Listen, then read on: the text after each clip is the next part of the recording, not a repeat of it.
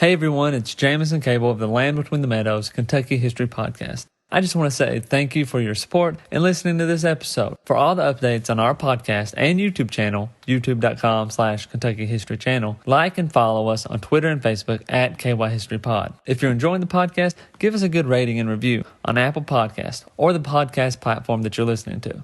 If you're looking for ways to support the podcast, an easy and simple way is to share it on Facebook or any other social media and tell your friends. You can also go to audibletrial.com/KYHistoryPod and get a free book of your choice. And finally, you can visit patreon.com/KYHistoryPod if you want extra content from us. If you're already a patron, thank you for your support. It means so much to us. All the links I've mentioned are in the description of the podcast, so go check them out. Thanks again for listening. I hope you enjoy this episode. And remember, if it's not about Kentucky, it ain't worth a hill of beans.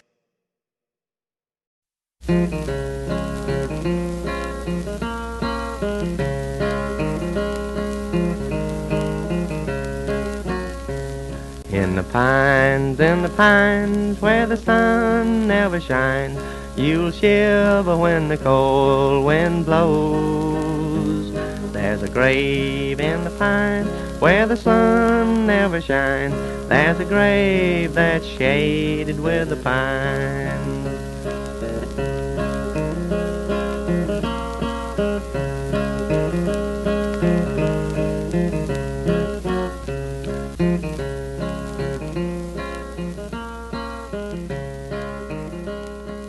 Welcome everybody to The Land Between the Meadows, a history of Kentucky. I'm your host, Jameson Cable, and with me always is Mr. Pope. We're going to be talking today about Agrarian Kentucky. Am I saying that? That's right, Agrarian Kentucky. What do you think, Jameson, when we talk about Agrarian Kentucky? You know, when I first thought about that topic, I was thinking about, farming, agriculture. That's what pops in my head. But obviously, Agrarian Kentucky is the baby child of agriculture. It's like, well, what kind of a society? How is the history of Kentucky affected by, agriculture and by an agricultural state? What have we become since those times? I think back, the first the first settlers came down the valleys and so forth into central Kentucky, the first pioneers. What they saw was really interesting. When they came through the Long Valley from where you're from, Mount Vernon, to Crab Orchard in the spring, in April, they saw a valley in blossom. Yes. And of crab trees. Yeah, that's right. That's how Crab Orchard, our little community where we taught school together, got its start. And as they broke into central Kentucky, one of the things that really interested me, I saw a description. And if you can just, the readers out there, listeners, whoever you are, the barn, the cows in the barn that are listening to this, if you can just imagine that central Kentucky, with these great bur oak trees and savannas, open fields, and so forth, if you can imagine so much of it a canebrake, and yet certain areas of it, these highways that crisscross it, that are buffalo trails. Yeah. And the buffalo trails, which is really interesting, I haven't really thought of this before, but they went from salt-licked to grazing pastures. Yeah. They were connected, just like you would connect dots to dots. Yeah. So you could bust through these cane breaks, and you could follow these trails, and they would lead you to salt licks and where all the animals were. If you were a Native American, that was like bonanza time. Really kind of interesting to me when I think about it a little bit. When Daniel Boone first settled Boonesborough, and we talked about Boonesborough and the siege of Boonesborough and so forth, when they found a place, when they were traveling along the Kentucky River, they came upon a herd of 200 to 300 buffalo. And there was a little creek that flows right in near what Boonesborough is. Yeah. And that was evidently a salt lick there that the animals liked. It was one of those places where the buffalo came to through the cane breaks. And there were 300 buffalo, and they just stood in awe as they surprised these buffalo. They said they had cows and bulls and baby calves, and they all jumped up out of the water, ran through the water, and up the hillsides. And it was such a magnificent scene that it conditioned them to think, this would be a good place to build a fort, right next to the salt lick. And we talked about in our previous episodes of Kentucky history how the location of forts and settlements played into where they located. Yeah. Every one of them along the Wilderness Road. Remember, we talked about water, a source of water, of good land, nearness to trails and that type of thing. And there you go. We're right back to that again. That's what, Agrarian? Is that where we're... Agrarian, rural life. One important thing when we talk about Kentucky is we know that Kentucky is not just all the same. It's different. Yeah. We talked about the regions of Kentucky. And one of the things that is important to understand is that geography determined the nature of society. So we have different groups of people, different groups of society living in different parts of Kentucky based on the geography and the soils. Yeah. We also, that extends into schools, politics, and even religion. Some of it has not been really good. If you look at if you're a progressive looking at Kentucky, and it's still that way today. The simplistic way of agricultural life was born to a great extent and carried out through the churches, who in fact really had a simplistic way of looking at life to its parishioners, to its people, and that in turn did not necessarily bode well with Kentucky's thinking process when it came to complex social ideas. So you're telling me that the soil and the ground absolutely made some places in Kentucky the way they were, or the way they are. Every place in Kentucky. Oh, okay. And I'm going to talk about that a little bit today. Okay? Please elaborate. Yeah, I'm going to try to. Pour another round, and we'll try to spit this out. But that's really something to kind of sit back and think of a little bit.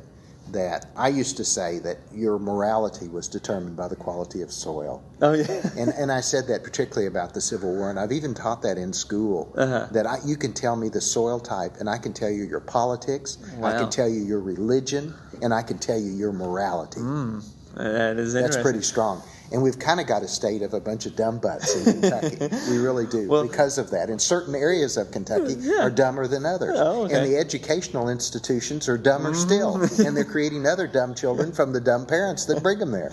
So, not that I would want to be political or say anything negative. We may have experienced that. We may have experienced that. Lord help us. Well, all that time on the playground, we did experience that. Now, my knowledge of soil, I was once a 4-H land judger, and we would take the probes and get out, probe out the soil, and we'd measure up how much topsoil was in each to determine or to judge the land. And if it was brown, it was good.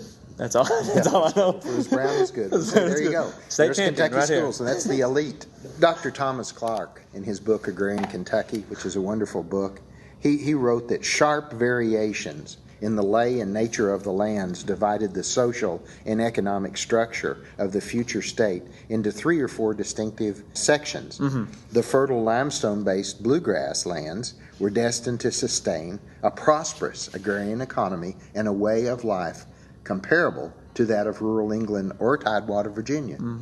By contrast, and you might not like this, the Appalachian highlands drew immigrants into river valleys, pinched coves, and even onto hilltop plateaus, and bound them to a subsistence type of agriculture and an arrested mode of social life. Arrested.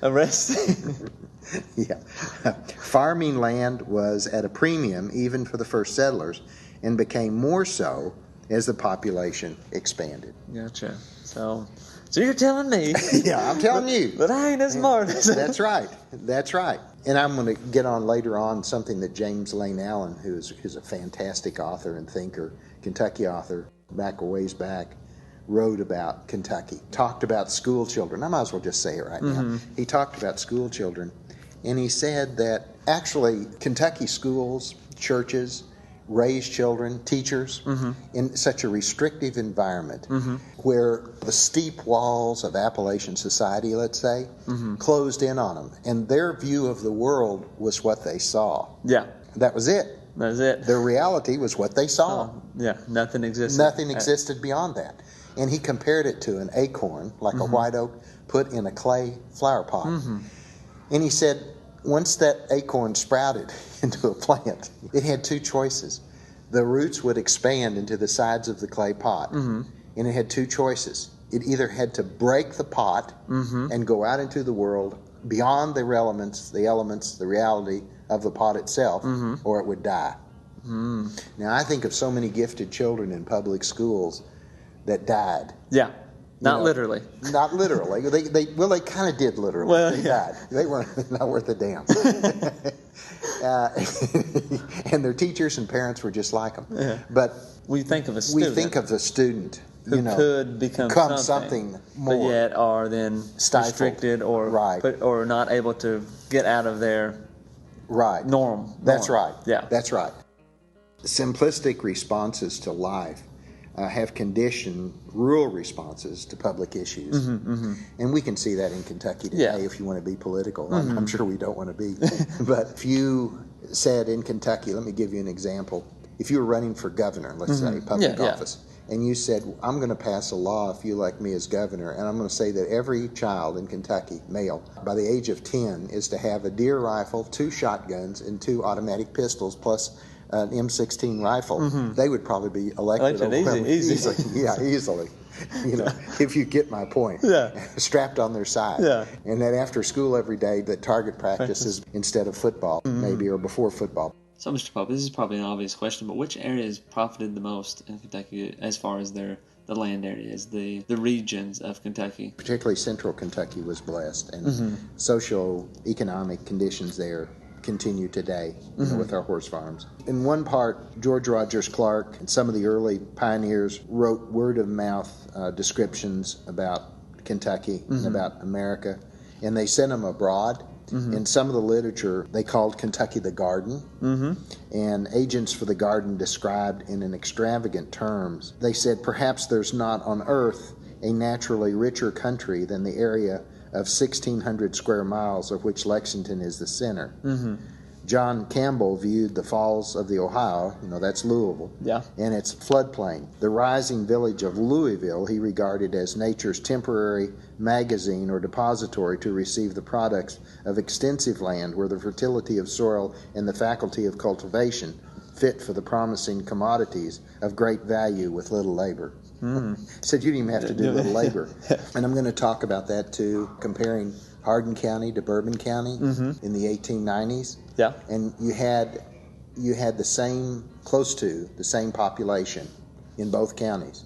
And yet Bourbon County, being much higher in soil fertility, had tremendous poundage. I think it was 1,400 pounds of tobacco per acre in 1890. And Hardin County had 420 pounds of tobacco per acre. Just showing about the productivity. Hardin County was, to a great extent, a subsistence-type living, whereas Bourbon County benefited and had plenty of tax money, and the coffers were full. When early Kentuckians who came into this area as farmers, as we've said before, 85-90% of them were farmers, classified their lands, the lands of Kentucky, in 3 generalized categories, which also describe degrees of productivity.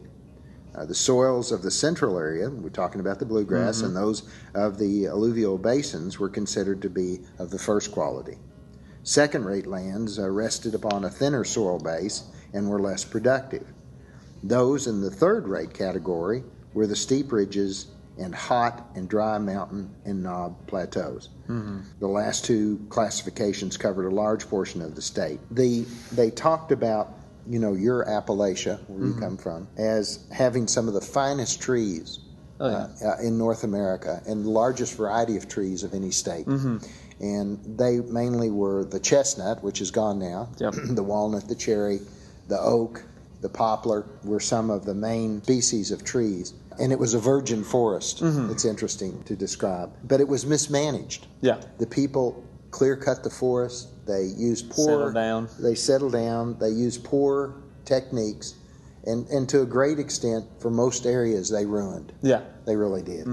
They ruined the soil. They didn't use good tactics. And I'm going to talk about some of the animals and farm animals that were brought into Kentucky, because that really shaped our state. When Daniel Boone, when he came through the Rockcastle River, for instance, and he improved the Wilderness Road, he called it, quote, hacking dead bushes along the Rockcastle River. That's one of the things that he described it as when he widened the Wilderness Road. But I contend that there were livestock that was brought into central Kentucky became very, very successful. And much of the livestock, equal amount, was brought over through Cumberland Gap and the Wilderness Road. So I like to kind of say that, even though Daniel Boone did hack some dead bushes, that some of the hogs that he brought through bored out the Wilderness Road. That's right. Right through Rockcastle County and into the bluegrass. Yeah.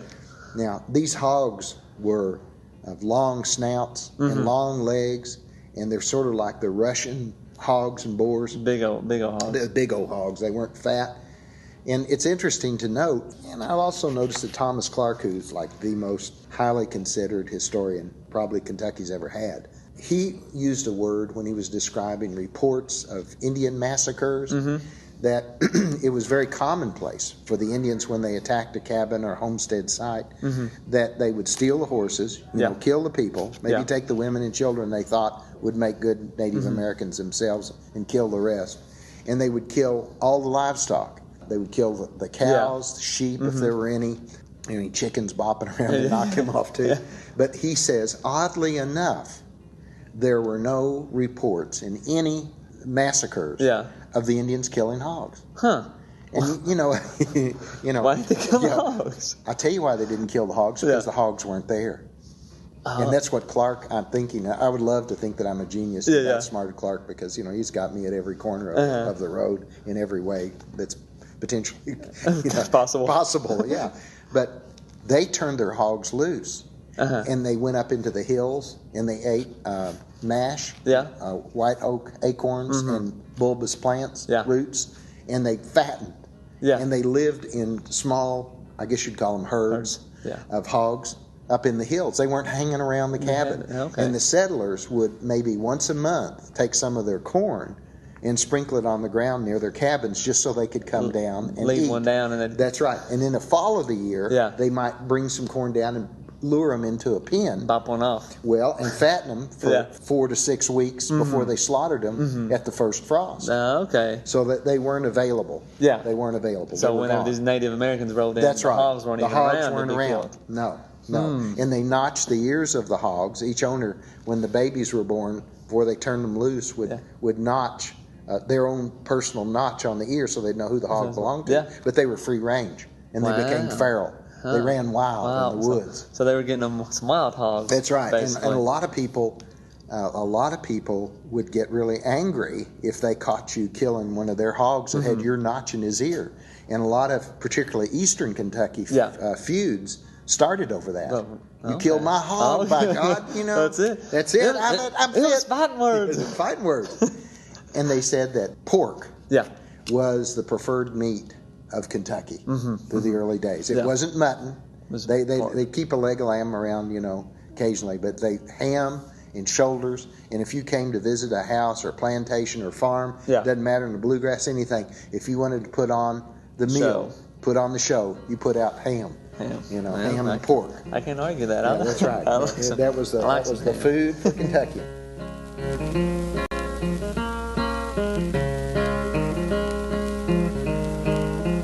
All right. Thomas Jefferson in 1776 said that his view of democracy over the mountains was a view that was to be settled by pioneers, and he described it as seed democracy. He envisioned a lot of small farmers, good Democrats, that would settle the land in homestead, and that each person would have a piece of the pie, and that it would build a great nation.